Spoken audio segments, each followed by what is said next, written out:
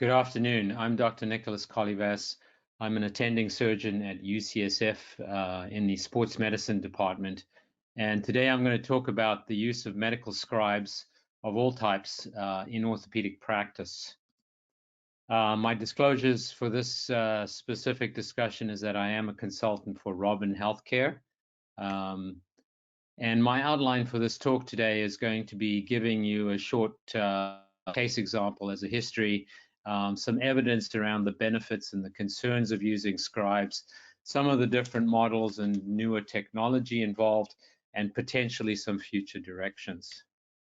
So we'll start with a case study, and this is actually my practice. That's me, second from the left, and three of my scribes, all of whom are in medical school at this point. And the slide that I'm showing here is part of the reasons why scribes, I think, are a valuable addition to an orthopedic practice.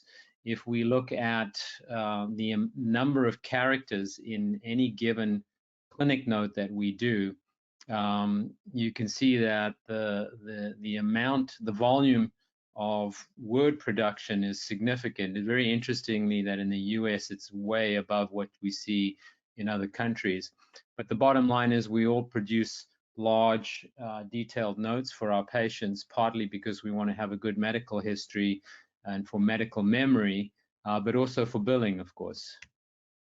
So when I was faced with starting a EHR, and I apologize, that's not supposed to be HER, it's supposed to be EHR, I was faced with this large amount of additional work that needed to be done, particularly in note-taking. I had heard about a program whereby pre-medical students would come in and act as scribes. And I did find an eager, motivated individual who was willing to work through this with me. And initially that scribe was just taking notes while I was talking to patients. And then I was finishing the notes, and over time they got better at it, and I had to do less and they did more. And I found them very efficient for collecting the initial data, making sure that they had the MRI and all the imaging and other studies and things we needed, but as well as that, just for the general patient flow, making sure that everything was in place when I saw the patient. And then over time found that that same individual was able to actually take on other tasks around the office and really become very efficient. I also noted very quickly that that patient developed a relationship and some respect with the patients. They were always happy to see them. And so it did change the character of the practice somewhat. From my point of view, what I found with the notes were, for the most part, done by the end of the day. Very little weekend charting, which was always a big issue and problem for me. Was able to see more patients with less stress in the office. The billing was clearly improved because the quality of the notes was improved, and we did see a bump in revenue because of that. And it was very rare that we ever had a patient decline having a scribe in the room and have any issues at all. That was exceptionally rare. And ultimately, other people in our practice saw the benefits, and we ended up hiring 3 scribes a year for the 5 of us. We had a total of 13 scribes come through. The vast majority of them were all pre-med students, very interested and eager to get into medical school, and I'm happy to say they all did. 2 of them wanted to go to PA school, and both of them got into PA school. So clearly for me, it was a valuable experience, but the question was, what were the scribes getting out of it? And this is sort of a typical scribe setup. And one of my scribes wrote me an email, and this is the sort of experience that they felt now they're in medical school, how amazing it was that we allowed pre-med students to take histories and do presentations, and how much more exposure that they got. And this is my first scribe now, a PMNR resident at Stanford, and 2 years later, this is James Lendrum, a resident in the orthopedic department at the University of Colorado.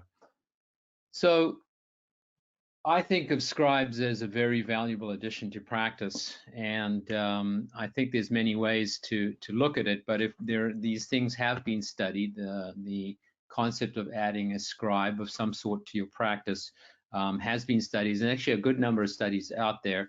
Um, the data is fairly clear. This is an example of a study done on productivity and revenue. This is a a study that really does sort of outline a little bit more about the financial aspects of scribes.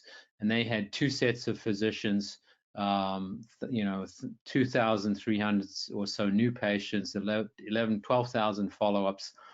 And what they found that the physicians who had scribes had an almost 10% increase in patients. Sorry, they didn't see more scribes, they saw more patients per hour. And then by the scribes providing more detailed notes, they were actually able to code their visits at a higher level. So their calculation at the end of the day was that the additional revenue generated for the practice was about 1.4 million, and the cost of the scribes was about almost 100,000. Putting it all together, they really felt that this was a productivity increase of about 10%. And there have been a systematic review of all of the scribe papers out there, and generally they all give the same sort of evidence that you can see increases in clinician satisfaction, productivity, the time-related efficiencies. There is a decent but not massive bump in revenue, but certainly there is some. And like I was mentioning previously, the patient and clinician interactions, they've changed somewhat, and in my view, improved by having the scribe in place.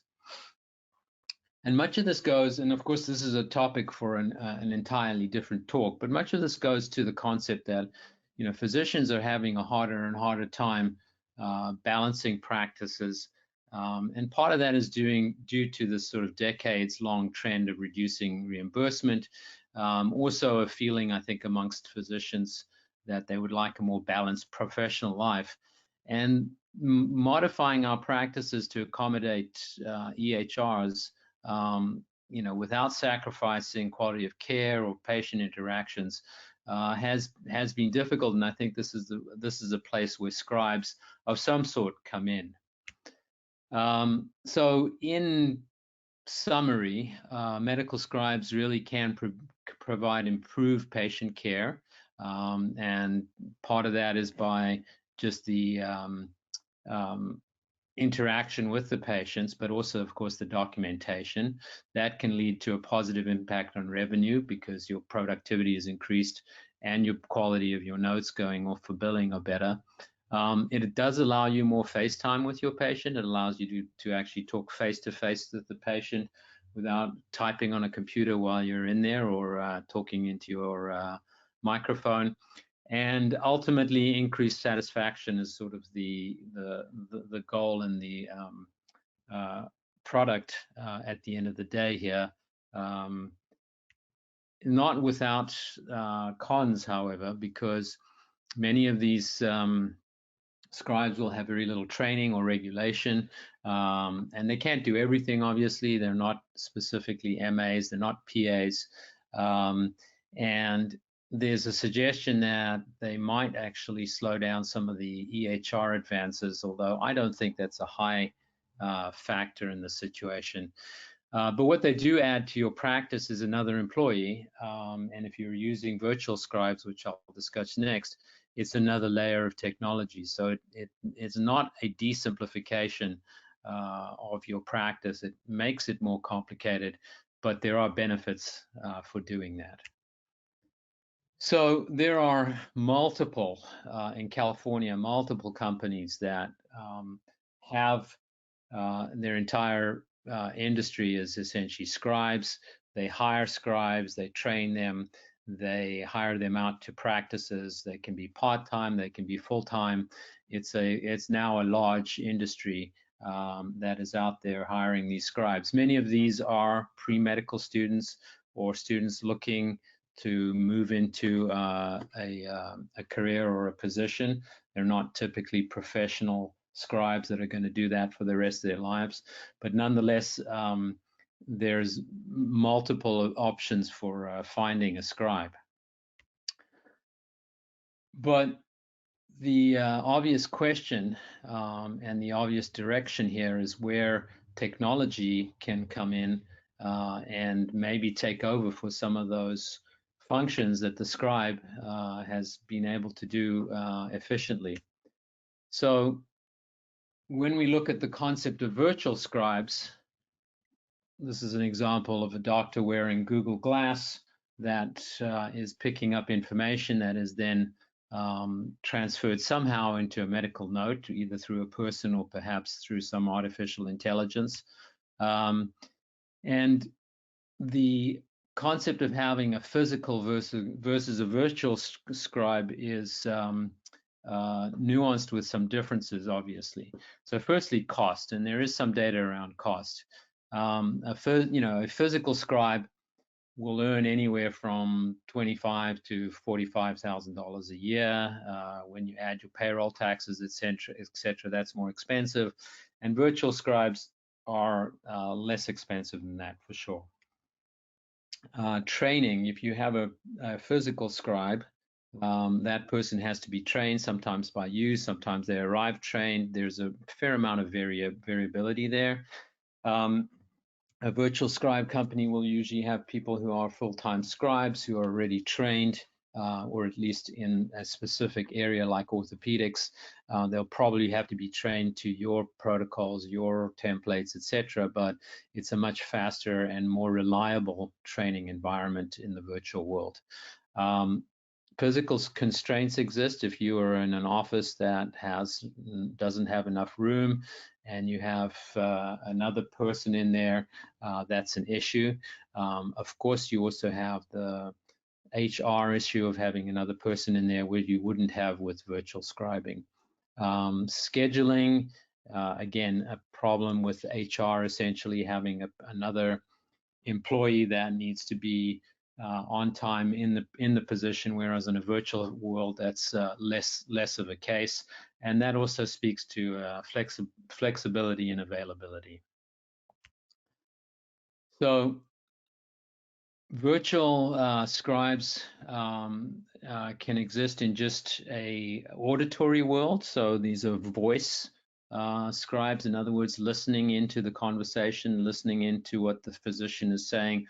Oftentimes they'll dictate out while they're doing their physical examination and say range of motion is this, and this sign is positive and that sign is negative, and there's multiple new technologies and companies that are trying to put all this together.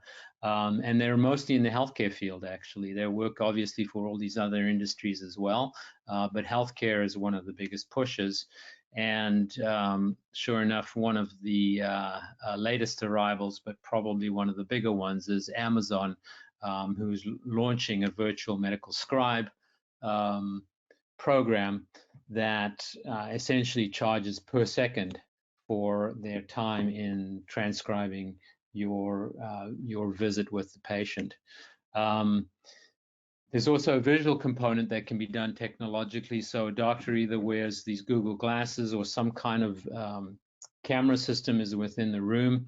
The scribes are observing this interaction, and they are then producing a note, amongst other things. And simplistically, this obviously says patients get better care. But the bottom line is the scribes are the same as a physical scribe, off the location. And so this is an example of a Google Glass type setup where that information is being transmitted to the remote scribe. And this is the Robin device where there's actually a camera in there, kind of looks like an Alexa device. It's listening and has a visual component as well. And there are multiple organizations all trying to do very many of the same sort of things. They all are offering essentially scribe services done virtually. All of them have assurances that there is security associated, there's encryption associated with all of their devices and everything. That remains somewhat of a question and is something that I think always comes up when these companies are looked at. But the bottom line is this is now a massive field. It's exploded over the last 5 years or so. How it works essentially is that either the device is in the room or the patient is, or the doctor's wearing the glasses. They have the discussion with the patient. That is then virtually or electronically remotely sent to the scribe. The scribe not only does a clinic note, I mean, it depends on the situation and what scenario is being looked at, but a clinic note, they can do an intake summary. And I think probably very critically now, a lot of these companies are moving that process also to having billing and coding built into that system, so that whoever is pulling from your visit with the patient, the clinic note, they're also making determinations on what the predicted diagnosis would be, what E&M code, and what specific justifications in your note you need to have in order to support all of those. So there's a trend to this becoming more than just providing clinic notes. And that's where the future directions probably end up here, is that the data that is mined from your physician visit is not just the need to write a specific note and that's it, because that's more for medical memory. There's very much a need to have a good and effective E&M coding and justifications in your note to support the levels of coding that you're supplying. And so I think that where this is heading is a move from not just scribing to more of a tele-practice continuum. And some of that involves, I think, artificial intelligence and machine learning, so that the actual human being on the other side of that virtual visit is less and less the person who is actually putting together these notes and putting together the documentation. I think that is sort of where the telepractice is going.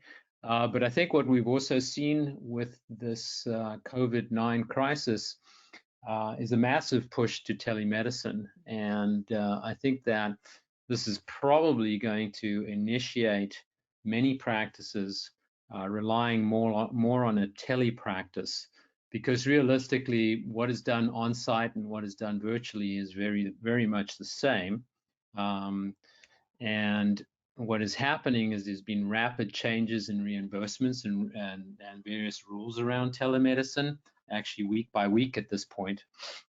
And there are, you know, in this situation, employees and families at risks.